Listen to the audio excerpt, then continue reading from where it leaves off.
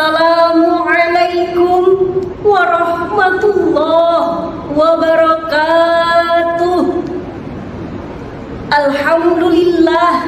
Alhamdulillahilladzi ja'ala baldah Indonesia wa min Sabang ila Merauke mutanawi'ah wa ja'ala daulatan musakilah bi Pancasila wa Undang-Undang Dasar Asasah wa insyaallah Indonesia baldatun thayyibatun wa mutmainnatun wa rabbun ghafur.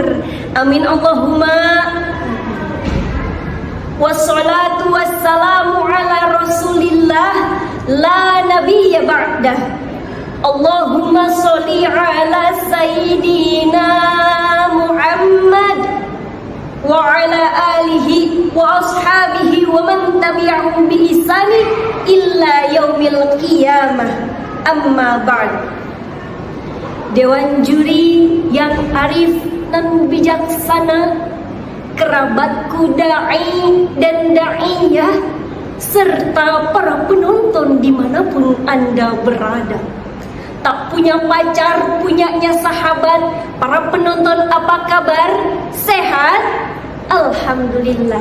Berdirinya saya di sini bukan untuk menggurui, tetapi untuk thalabul ilmi dan menyampaikan pesan khususnya kepada diri saya sendiri. Mudah-mudahan berkenan di hati Dewan Juri.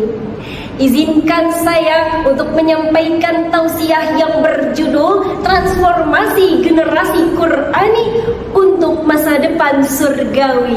Hadirin rahimakumullah, Al-Quran salah satu fungsinya adalah sebagai pedoman dan tuntunan bagi umat manusia, termasuk generasi muda, betul?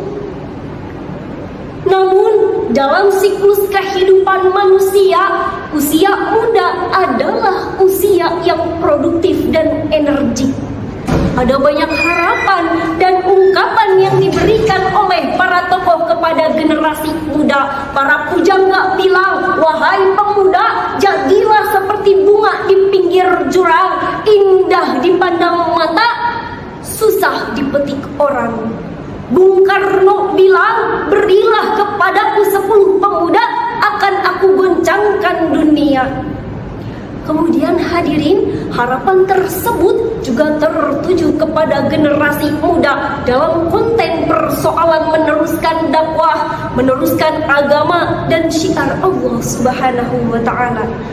Namun yang menjadi masalah saat ini hadirin, banyak generasi muda kita yang masih terlena dengan aktivitas fata morgana. Agama ditinggalkan, Al-Quran dilupakan. Oleh karena itu kita pantas khawatir melihat nasib dari sebagian generasi kita saat ini.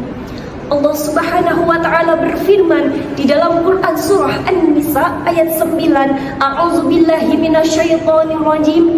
Bismillahirrahmanirrahim. وَلْيَخْشَى الَّذِينَ لَوْ تَرَكُوا مِنْ خَلْفِهِمْ ذُرِّيَّةً ضِعَافًا خَافُوا عَلَيْهِمْ. Al-ayah Sadaqallahul Azim. Di dalam Quran surah tersebut Allah Subhanahu wa ta'ala menjelaskan bahwa orang-orang yang beriman itu pantas khawatir meninggalkan keturunannya yang lemah agama, lemah ekonomi, lemah fisik, lemah akhlak dan moral. Maka dari itu menurut Profesor Dr. Hamka dalam tafsir Al-Azharnya mengungkapkan ada 3 ciri dari generasi Qur'ani yang akan membangun masa depan yang surgawi. Ada berapa hadirin? Ada 3. Yang pertama, generasi muda harus mampu membaca Al-Quran. Paling enak minum es kelapa. Apalagi hari panas-panasan, paling mantap kalau anak muda kalau bisa membaca Al-Quran. Yang kedua, yaitu akidahnya berpedoman kepada Al-Quran. Anak zaman sekarang kadang-kadang sikapnya suka cengengesan, putus cinta, dikit-dikit sudah tidak lagi ingat kepada Allah. Bahkan ada hadirin yang sampai menjumpai dukun rukun. Maka dari itu akidahnya pun rusak. Intinya hanya satu, zaman boleh berputar tetapi akidah tidak boleh tertukar. Waktu boleh berganti tetapi iman tidak boleh terhenti. Setuju? Yang ketiga yaitu akidah akhlaknya berpedoman kepada Al-Quran. Hadirin rahimakumullah, sering kita jumpai sebuah untayan pemuda harapan bangsa, pemudi pagar pertiwi. Untayan tersebut memang enak untuk didengar dan mudah untuk diucap, tetapi pembuktiannya lah yang harus kita pertanyakan. Apakah untayan tersebut hanya dimuat dalam koran dan majalah, atau sebuah untayan yang harus kita laksanakan? Jawabannya berada di pundak kita, wahai generasi muda, wahai generasi Qur'ani yang akan membangun surgawi.